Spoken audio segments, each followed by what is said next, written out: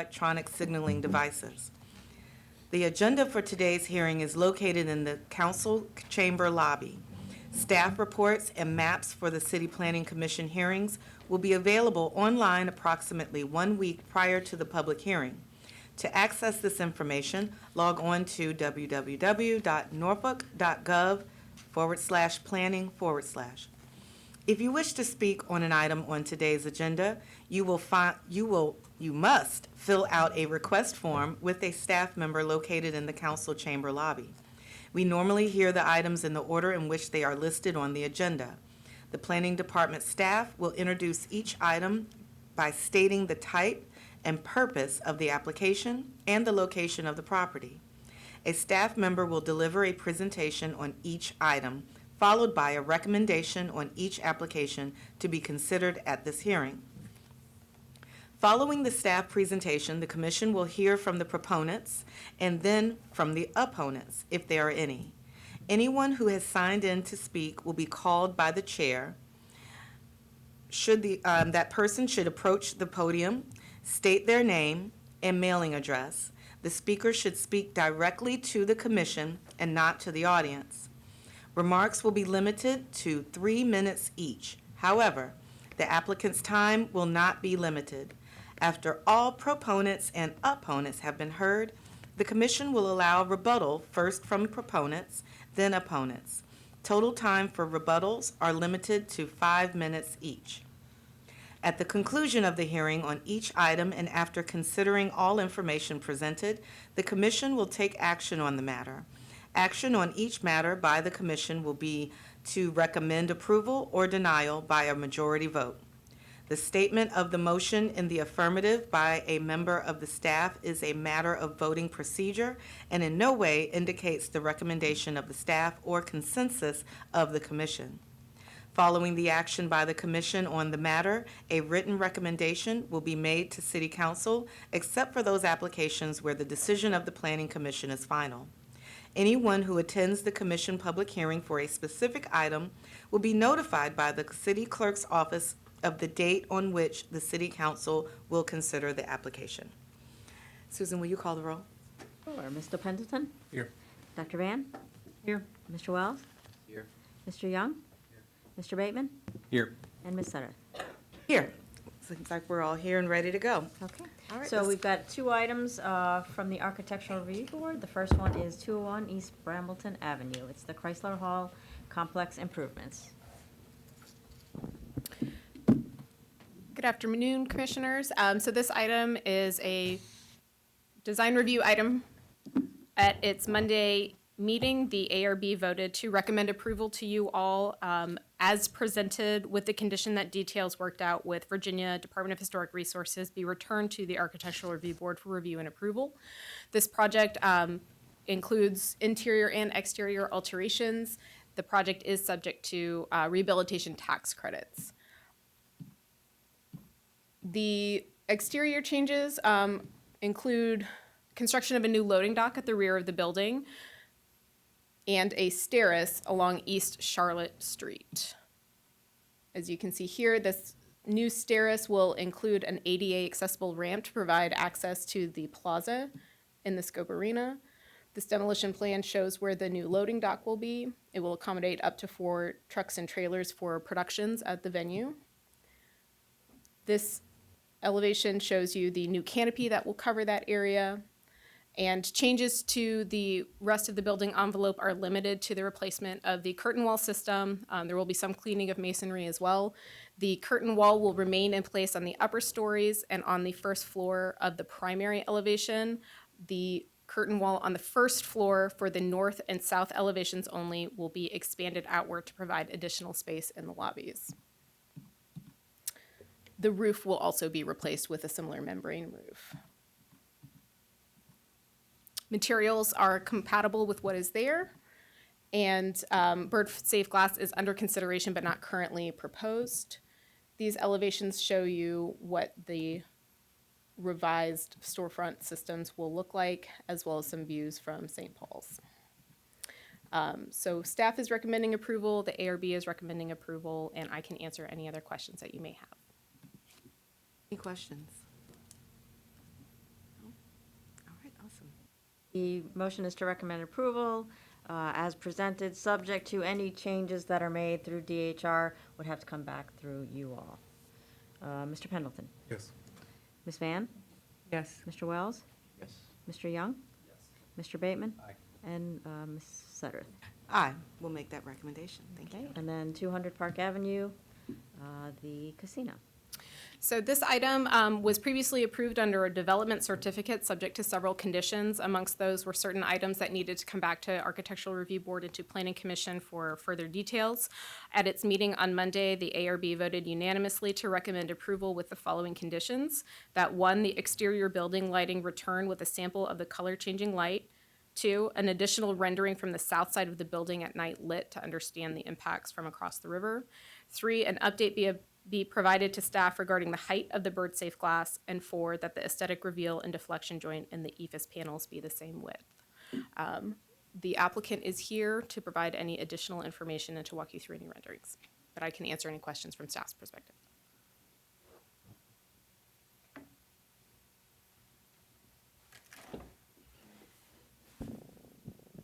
Good afternoon, Commissioners. My name is Brittany Gore. I'm a principal at HKS Architects located at 350 North St. Paul, Dallas, Texas, 75201. Thank you, Elizabeth, for the introduction. I'm here to walk you through today the presentation that we made to the Architectural Review Board. If you remember from when we were here back in the fall, there were 5 topics that we needed to come back to discuss. They're listed here in our table of contents. We'll discuss the material selection. We'll discuss the bird strike glazing mitigation. We'll discuss building exterior lighting, in addition to the tower slab edge cover detail, and end with discussing our EFS details. First up, we'll discuss the materials. When we presented to the Architectural Review Board, our team that was here on Monday did have a sample of each material listed here to pass around to the board members, so they were able to look and feel and ask questions directly about what they were holding. What you're seeing on this slide is all the different glazing samples that we will be utilizing on the tower glass. Our intent for the tower, as you can see in the image, is to do a little bit of a kind of mottled look in the glazing. It is a simple color shift. We're utilizing 3 different glass samples, as you can see here. We have seen these in person installed on a mobile glass truck, which they had at our office in Dallas a few weeks ago. And the intent is to have a subtle shift across the facade to help to break up some of the elongation and the linearness of the tower. The glazing on the right is an example of the frit pattern that will be on the glass on the podium that will be helping to mitigate the bird strikes. Moving on, we'll start talking about some of the additional materials. This is the metal panel color that we'll be utilizing on the slab edge cover in between the hotel floors and at the top of the building on the crown. It is a metal panel. It is a kind of a medium gray tone. This next metal panel is a darker panel. It is a, sorry, I'm trying to see if I can read it. I need my glasses on. I think it's called basalt gray. It is a darker panel that we're utilizing on our porte-cochere, kind of lighting that upper lip. And as it turns the corner and starts to become an EFS panel of a similar color, we like the darker utilization of the color here because we think that it blends well with the wood look soffit that we have at the porte-cochere, which is what you're seeing here in this slide. This is a metal panel product that is stamped with a wood grain pattern. This is a very durable and has a great longevity product that will do well in this environment with kind of the salty air. We've used this on products and projects for many, many years and have always thought it stood up well to the test of time.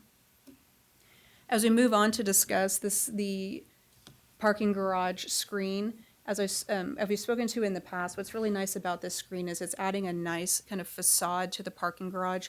It is always tricky as an architect to figure out how to shield parking garages because they are, at the end of the day, a parking garage. What we like about this panel is it will maintain the openness factor that's required for the mechanical ventilation of the garage.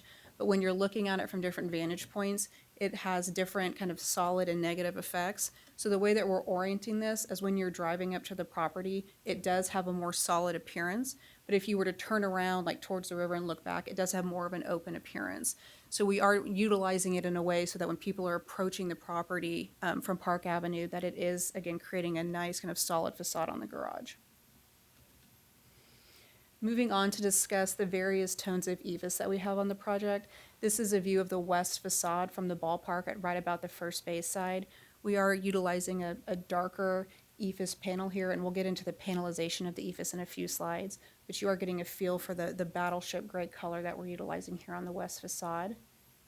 And then as we start to look at the color for the ballroom and more of the kind of elevated EVIS, we are using a lighter gray color to help to break up some of the stacking of the project. This next slide is showing the two different variations of the TPO roofing that we're planning to use.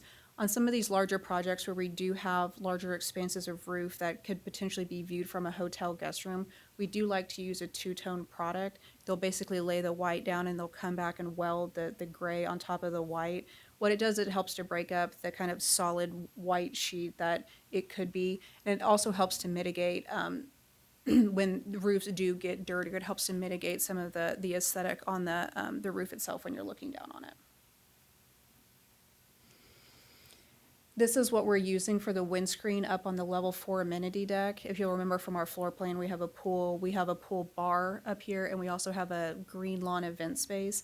You know, this being elevated and directly on the river, we've done a wind study, and there is some wind up at this level. So we're planning to use a 6-foot tall windscreen that you're seeing here in the image to help mitigate some of that wind and make it a more comfortable environment for people to be at the bar, the pool, or at the event lawn.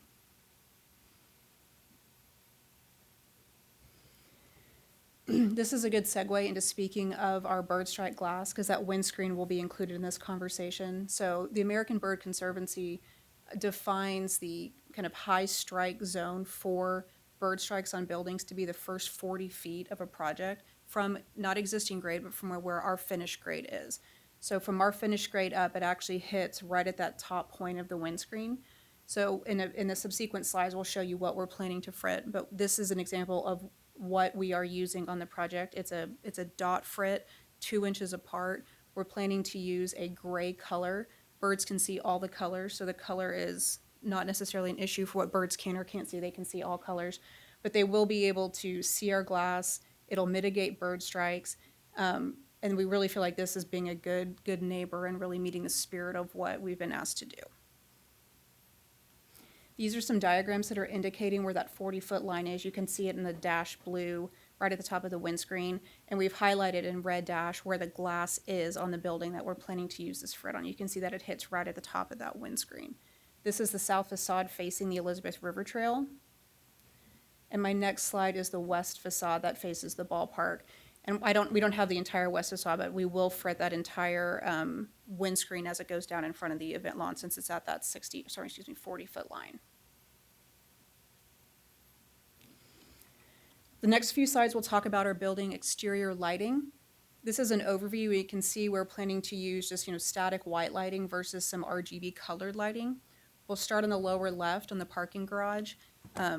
What we're planning to do here is we have in-ground lights, color-changing RGB lights that will wash up to that third level of parking garage. This is, again, it's RGB color changing, but it is static light. It is not movable light. It can be white light. It could be, any of the RGB colors, but this light will not move across the facade. The light on the tower itself, can I walk over the screen? Is that okay? We might not be able to hear Okay. you over there. I'll point. So on the tower itself, you can see the horizontals, they look like white light right now, the horizontal white stripes. What we have there is the slab edge cover, and we have a C-shaped cover. And at the bottom of the slab edge cover, we are doing a linear RGB colored light strip. And this is color changing light. And what's neat about this light is it can move. We are anticipating a very subtle kind of dancing light across this C-shaped slab edge cover. And again, this is not intended to be Vegas. There's not flashing light. There's not strobe light. It is a very subtle color change across the facade. And what's nice about this, if you've seen it on other applications, it can be themed for holidays. It can be themed for sporting events. It can be themed for anything that's going on in the city that might be a fun way to express the building and express some joy out into the surrounding neighborhood. In addition to the strips of light on the slab edge cover, you'll also notice some white light at the crown of the building. That's that top metal panel piece. This is static light, it is not moving light, so it'll be a constant glow around the top. It does have the ability to change colors as well. So, right now we're showing white at the top and then the color changing at the strips. That could be reversed. We could do a blue glow at the top and then static white light. So the programming itself is infinite possibilities, which is one of the neat things about the programming of the light. The last thing I'll discuss on this slide is the porte-cochere, which we'll see blown up in the next slide, I believe. We are intending for just a nice glow at the porte-cochere. It's inviting. We don't want it to be distracting for people that are driving up. They arrive, it's well lit. It gets them ready for the environment of the casino before they enter the property. Which takes us to this slide. This is a blow up of the casino entry itself. You can see we have a nice glow hitting the paving pattern on the ground. The lights at the soffit, again, that's that wood look metal panel soffit. We have the strip LED lights that are highlighting the drop in our soffit as it steps down. And then we have these nice kind of pinpricks of light that you're seeing in that top light fixture that help to bring interest and again provide that glow onto the paving pattern. This is a detail of the light for the light at the garage. Again, it is a ground mounted and it'll wash up the face of those first few levels of parking garage. And then these are the lighting details of the tower lighting itself. The top light being the light at the crown, and then the linear light that is shown blue here. That's the color changing LED. And then these, the moments at what we call the eyebrows, the little canopy details, and where the metal panel steps up to kind of show the glass, that is static white light. So that is there to show interest, to kind of light the glass and indicate this as kind of a moment on the facade. This is a blow up of the slab edge cover that I was speaking to earlier where that light will be housed. I referred to it earlier as a C shape. You can see how the C is expressing itself. We're doing mullion extensions to get that C shape to form. And then we have the light mounted to the bottom part, the bottom limb of the C. And what it's doing is it's washing up against that vertical metal panel that is glazed into the mullion system. So we're washing that back piece of metal to get that light and that consistent look across these linear strips. The last section to talk about was our EIFS panelization. When we went in front of ARB past several times, they had some questions about how we were panelizing the building and what the joints looked like. This is something that Elizabeth had brought up earlier. The top is our aesthetic joint. We're showing a 1-inch aesthetic joint in the EIFS. The bottom is the deflection joint. It's currently listed at 3/4. We were asked by ARB why they couldn't be the same, and they can be, and we will make that change, and they will both be a 1-inch joint. So we have consistent joint sizes and consistent shadow lines across our joints. These are the two main elevations with the EIFS, the bottom being the west elevation and the top being the east elevation. And we wanted to put this up here just so you could see how we are panelizing the EIFS. We're looking for a very regular pattern, something to break up these larger kind of swaths of materiality. Where we are inserting louvers, you can see how we are inserting it into a nice regular pattern and grid so that it all looks very kind of organized and clean across the facades. And that was my last slide. Thank you so much. Before you go, does anyone have any questions? All right, we're ready to vote. The motion is to recommend approval of the project as presented with the conditions passed on by the ARB, which was to provide an exterior building lighting sample, a rendering from the south side at night with the lights, the height of the Burge safety glass, and the aesthetic reveal and the deflection joint and the EIFS be the same width. Mr. Pendleton? Yes. Ms. Fan? Aye. Mr. Wells? Aye. Mr. Young? Mr. Bateman? Aye. And Ms. Sutter? Aye, we'll make that recommendation. Thank you so much. Okay, on to our public hearing items. Item number 1 on the regular agenda is City Planning Commission for amendment to the zoning ordinance to correct inconsistencies and fix clerical errors. Melissa? No, Ms. Garcia. So the City Planning Commission text zoning amendment. This is the last time I'll be up here for these, I promise. This request will make 7. There we are. This request will make 7 minor technical changes and corrections across Articles 3, 4, 5, and 7 of the zoning ordinance. The proposed amendments contain no significant policy issues or changes. They reflect a cleanup of the minor technical errors and omissions that have been identified. On this first slide, we're clarifying how required ground floor area in downtown zonings are measured. We are to revise and read this section as no less than 65% of the length of the ground floor, street-facing facade, shall be devoted to one or more of the following activities. Next, we are including common terminology for select use definitions. Merchandise sales shall also be referred to as a thrift store. Vendor or produce stand shall also be referred to as a food truck. Last on this slide is to address the conflict regarding fuel canopy signage for gas stations. Sign regulations permit and regulate such signage, while performance standards prohibit them. We are deleting and shall not include canopy or fuel pump signage that is eligible from the right-of-way. On the second slide, we are going to correct a reference to a conditional use permit requirement in townhouse performance standards. We are going to point it and revise it to read in accordance with the section provided. Next is that we are clarifying the form standards applicable to two-family dwellings where individual units are detached. And these standards shall also apply to two-family dwellings where individual units are detached. That's the revision. On this last slide, we are clarifying that side-loaded attached garages do not require a 5-foot setback in the traditional and coastal character districts. We are adding a footnote to read, only applies to an attached garage with doors located on the front facade. Lastly, we are revising the civil penalty limits to reflect state law changes in the VA code section. They will be revised to read a civil penalty of $200 for initial summons and $500 for each additional summons. These are the last of the changes on this slide. Let me know if you have any questions or concerns. Questions for Ms. Garcia? Commissioners?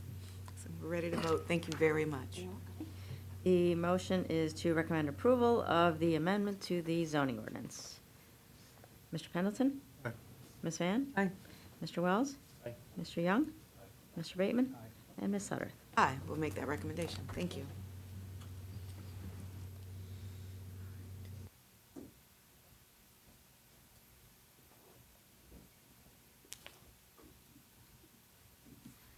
Okay, the next item on the agenda is Amage Asian Cafe and Bistro for conditional use permit at 7943 Shore Drive.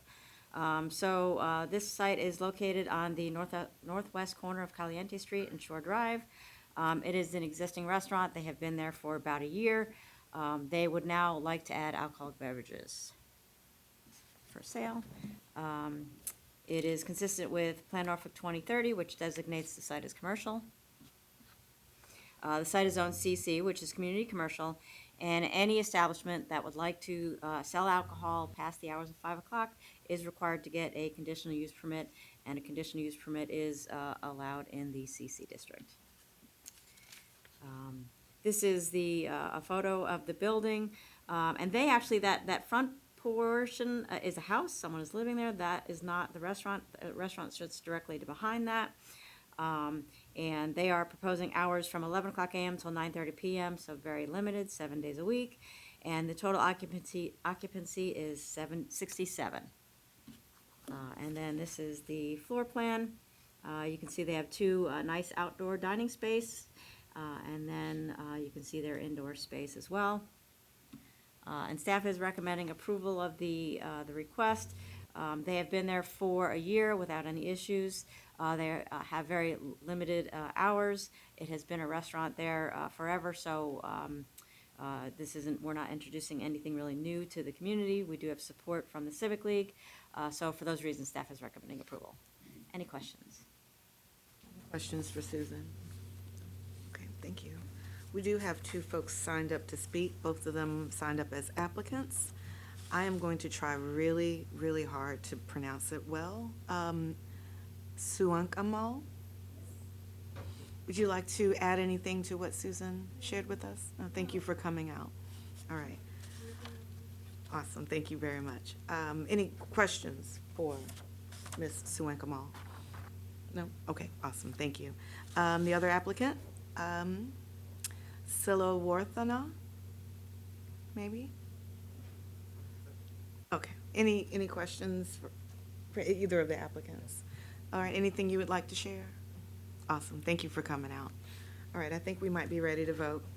The motion is to recommend approval of the conditional use permit, subject to the conditions contained in the staff report. Mr. Pendleton? Aye.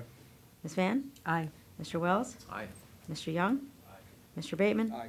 And Ms. Sutter. Aye, we'll make that recommendation to council. Thank you for coming out. The next item, item number 3, Chick-fil-A for conditional use permit to operate a drive-through facility large scale at 1209 North Military Highway. Thanks, Susan. Good afternoon, Commissioners. This is Chick-fil-A, replacing Chick-fil-A.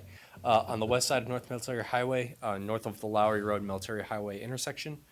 They're proposing to demolish the existing Chick-fil-A that only has one drive-through lane and replace it with a 2-lane drive-through. The proposed use is consistent with Plan Norfolk 2030, which designates the site as commercial. Property is on CC, Community Commercial. In this district, you need a conditional use permit to operate a drive-through facility large scale.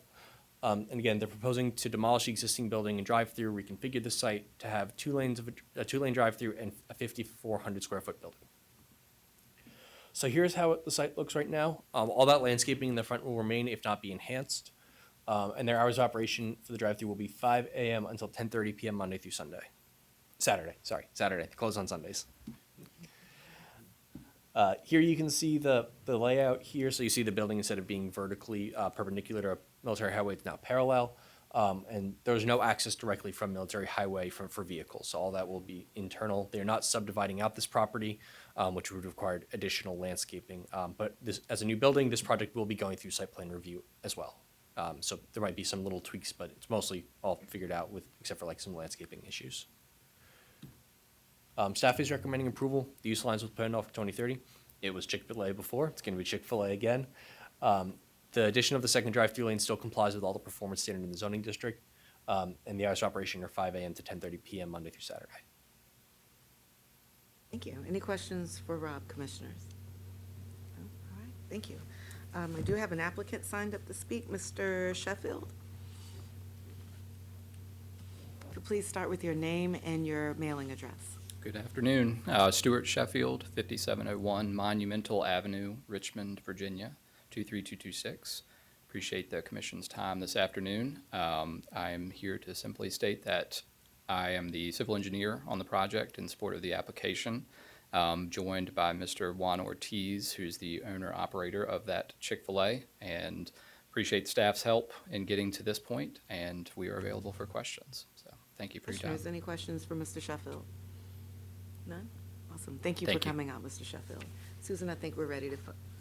The motion is to recommend approval of the conditional use permit, subject to conditions contained in the staff report. Mr. Pendleton? Aye. Ms. Van? Aye. Mr. Wells? Having made it many times in that line, I'm very happy about this. I vote aye. Mr. Young? Aye. Mr. Bateman? Mr. Ortiz, also would like to thank you. You're very active in civic areas of your philanthropy. Thank you for that, and you're part of the best part of City of Norfolk, so thank you for that. I vote aye. And Ms. Sutter? Aye, we'll make that recommendation to council. Thank you for coming out. Okay, item number 4, Asia Manor for a conditional use permit to operate a short-term rental unit, vacation rental at 1126 East Bellevue Avenue. The purpose of this request is to allow the operation of a single-family home as a short-term rental unit. Good afternoon. Location of the site, northeast side of East Bellevue Avenue between Atlas Street and Warwick Avenue in the Bayview neighborhood. Existing conditions are single-family. Proposals to allow a single-family home to operate as a short-term rental unit. Proposed use is consistent with Plan Norfolk 2030, designates as single-family traditional. Zoning is SF10. All vacation short-term rentals in the SF10 district require a CUP to operate. Here's a picture of the site. The property will be self-managed by the applicant, and they will also be the individual responsible for emergency contact. The applicant has experience with long-term rentals and co-hosts a short-term rental out of state. As a condition, we'll be requesting foundation screening at the foundation as you see there. And one violation occurred in March of 2024 for listing without a permit. For neighbor analysis, within 500 feet, 72% of residential parcels are single-family, and 55% of residential units are single-family.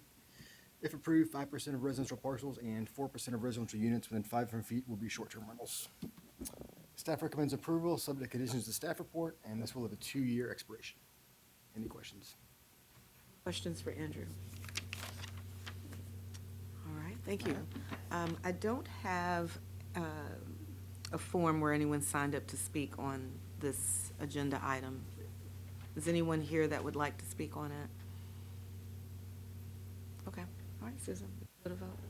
The motion is to recommend approval of the conditional use permit, subject to the conditions contained in the staff report.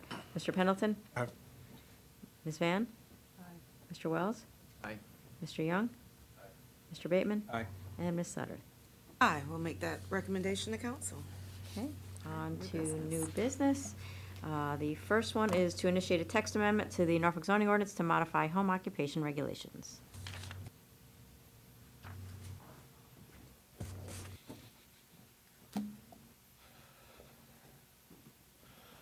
All right, so the first zoning text amendment initiation we have is to modify home occupations. So staff has been requested to consider specifically massage parlor or massage therapy as a home occupation use.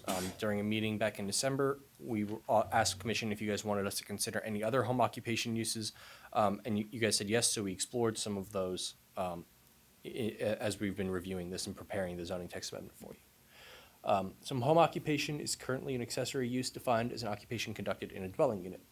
It's permitted in all districts that we allow residential use, and it's basically in SF, MF, RC, commercial, downtown, historic, conservation, G1, TOD, PCO, and a bunch of the other legacy districts as well.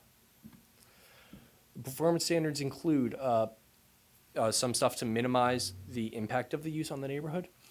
It shall be incidental and subordinate to the principal use. It shall be no more than 25% of the main residential area. No signs are allowed. No outdoor storage is allowed. The exterior of the building shall be maintain a residential character. Deliveries other than USPS, FedEx, that kind of thing are prohibited. Can't generate any perceptible noise, odor, smoke, and et cetera. And any additional parking requirements may be imposed by the zoning administrator. So for operational standards, there are two standards that can be modified with the conditional use permit. The first is that employees who do not reside on the premises are prohibited, and that on-site consultation with customers or clients is prohibited. We don't allow the sale of merchandise to the general public, and specifically prohibited uses at this time are personal service businesses, tattoo parlors, therapeutic massage facilities, contractor's office, vehicle sales and service uses, and nursing home or hospices. So the uses that we're going to be specifically looking at here are the on-site consultation uses. Think like a tax consultant, a music teacher, that kind of thing. And the three specific personal service businesses we're looking at would be the massage parlor, a nail salon, and a hair salon.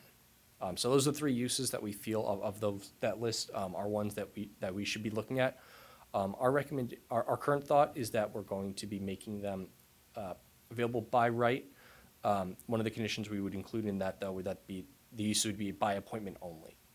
So we don't want like a revolving door of people coming in and out. We want it to be structured in such a way that it's easy to regulate these places. And I will say, like I said downstairs, we are having conversations with the health department about their specific requirements that they would need for any of these uses to be permitted as home occupation uses. Commissioners, any questions for Rod? No? Awesome, thank you very much. Susan, we can vote.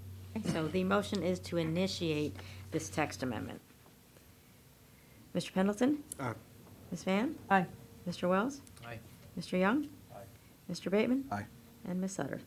I will make that recommendation. Okay, the next initiation is a text amendment to the Norfolk zoning ordinance to allow use of tattoo parlors, electronic vehicle charging stations, and artisanal production, and add performance standards. Hello again. As we discussed downstairs, requesting initiation of a text amendment to allow 3 uses to be allowed by right instead of CUP and add additional performance standards. First use we'll look at is tattoo parlor. This is an establishment in which is offered or practice the placing of designs, letters, scrolls, figures, symbols, or other marks upon or under the skin. Brief history, in 2006, the ban was lifted in the city of Norfolk. It was allowed in 2 districts.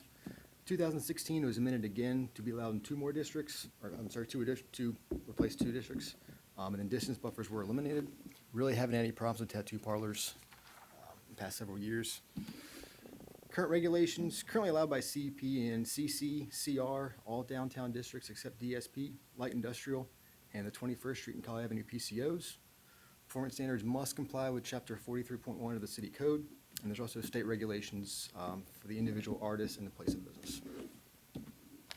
Here's a map of tattoo parlors in the city of Norfolk. For our recommendation, allow tattoo parlor by right in all districts where it's currently allowed by CUP, CC, CR, all downtown districts except DSP, light industrial, and for PCOs, the 21st Street, College Avenue, and Riverview PCO. Riverview Business Association and the Getting Business Association support this. Next use, electric vehicle charging station. This is an open to the public commercial establishment intended to transfer electronic energy by conducive or inductive means. It's not considered this use if it's less than 4 stations or not open for commercial use, or public can go up and charge on their own. Current regulations, by right in the business and commercial park industrial, and by CUP and the CCCR, light industrial, general industrial. And electric vehicle charging station plan was completed in October 2024. They anticipate 100,000, 122,000 registered vehicles, EV vehicles in Norfolk by 2045. Here's a map of electric vehicle charging stations in Norfolk. Staff recommendations, want to break this into a principal and accessory use. For the principal use, allowed by right in the CCCR, light industrial, general industrial, as well as the BCI where it's already allowed by right. I want to add some performance standards. Charging stations should be located a minimum of 10 feet from side, rear property lines and public right-of-way. And want to install generators or other power supply systems in the case of a power outage. For the accessory use, want to allow by right in the CCCR, light industrial, and general industrial. And for performance and standards, limit the number of charging stations to 35% of the required parking spaces of the principal use. Charging stations, again, like the principal, located minimum of 10 feet away from side and rear property lines and public right-of-way. And then require generators in case of a power outage. For the last use, artisanal production. This is the on-site production and sale of hand-fabricated objects, hand-manufactured parts, or custom craft consumer goods using hand tools or small-scale light mechanical equipment. Examples of this, apparel manufacturing, leatherworking, cabinetry, glassworking, and woodworking.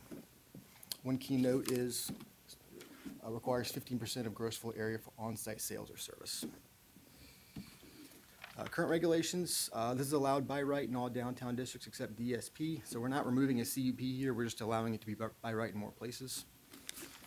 So for staff recommendation, we're allowed by right in the CC, CR, and 21st Street and College Avenue PCOs, as well as the downtown districts, which are already allowed by right. And the Getting Business Association is supportive of this text amendment. I will stand by for any questions. Questions for Andrew? No? Susan? The motion is to initiate a text amendment. Mr. Pendleton? Aye. Ms. Van? Aye. Mr. Wells? Aye. Mr. Young? Mr. Bateman? Aye. And Ms. Sutter. Aye. The next one is to initiate a zoning text amendment to amend the zoning ordinance to allow kennel as an accessory use. Oh, sorry. I skipped right to mine, yeah. Initiate a zoning ordinance text amendment to modify regulations for accessory dwelling units. Hello again. As Susan said, we are here to ask that you initiate a text amendment to the zoning ordinance to alter the performance standards for accessory dwelling units. An accessory dwelling unit just simply is a secondary dwelling unit established in conjunction with and clearly subordinate to a principal dwelling unit. So here's the list of the proposed amendments, and I will go through these one by one in a little bit more detail, but I won't take up too much of your time since you did hear this a couple weeks ago, and you will hear it 3 more times before it comes to you again. So. The first proposed amendment is to alter the CUP requirements. So this would allow it by right, first of all, by right, everywhere where it is allowed currently by CUP only. Currently, ADUs are permitted by right in only the least dense zoning districts. The proposed change would allow ADUs by right in nearly every zoning district, which is residential, for single-family homes, that allows single-family homes. And additionally, CBP could be obtained to permit an ADU that is accessory to a townhouse or single-family semi-detached dwelling.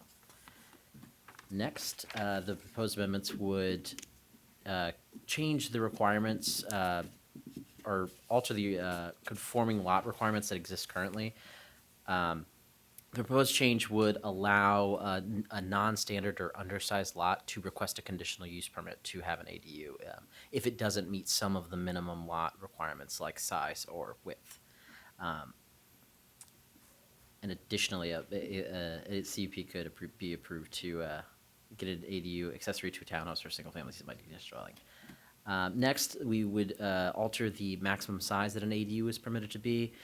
Currently, an ADU cannot exceed 500 square feet or 25% of the area of the principal dwelling, whichever is less.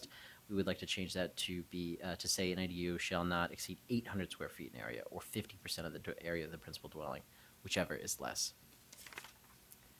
Next, we would like to remove the prohibition on separate utilities. We believe that whether or not there are two services does not impact the utilization of the property. In either case, there are going to be two units, one that is clearly principal and one that is clearly subordinate.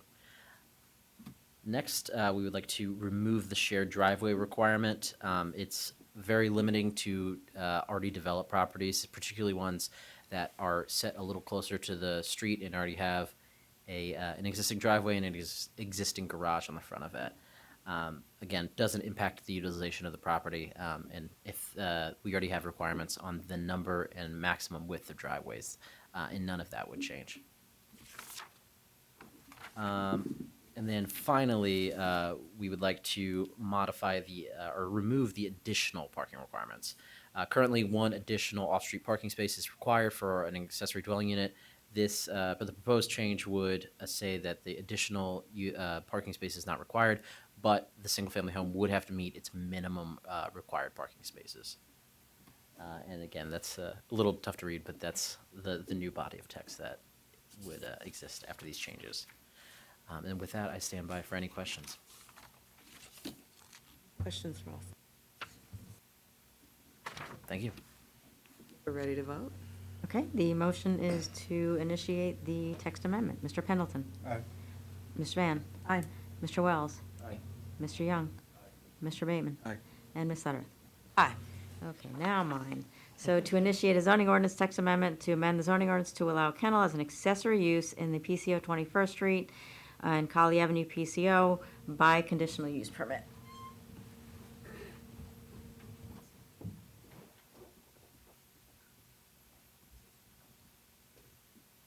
So this request actually came to us through the Ghent Business Association.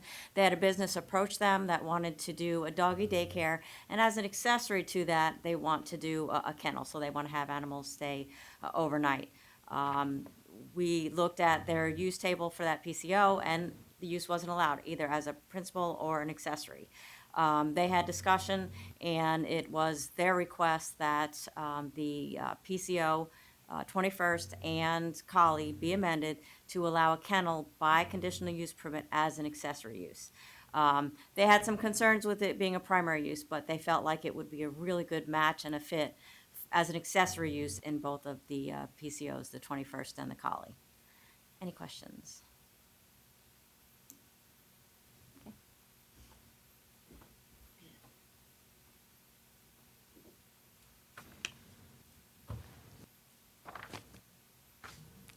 Okay, the motion is to initiate a text amendment. Mr. Pendleton? Aye. Dr. Van? Aye. Mr. Wells? Aye. Mr. Young? Mr. Bateman? Aye. And Ms. Sutter? Aye. And our last, adopt the 2024 City Planning Commission Annual Report. Good afternoon again, everyone. This is for the adoption of the 2024 CPC Annual Report, the report that summarizes the Planning Commission activity from the past year, including the 181 planning and zoning items and the 20 design review items that were brought to you by the Architectural Review Board.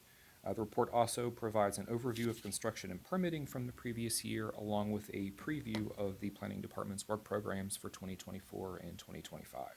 And once this is adopted, it will be posted on the city's website and will be forwarded to City Council for their review.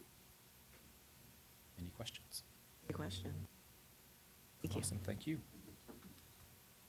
Okay. The motion is to adopt the 2024 City Planning Commission Annual Report. Mr. Pendleton? Aye. Dr. Van? Aye. Mr. Wells? Aye. Mr. Young?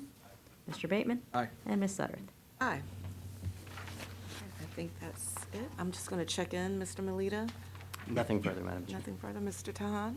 Nothing further. Commissioners? All right, then we're adjourned. Thank you. Thank you.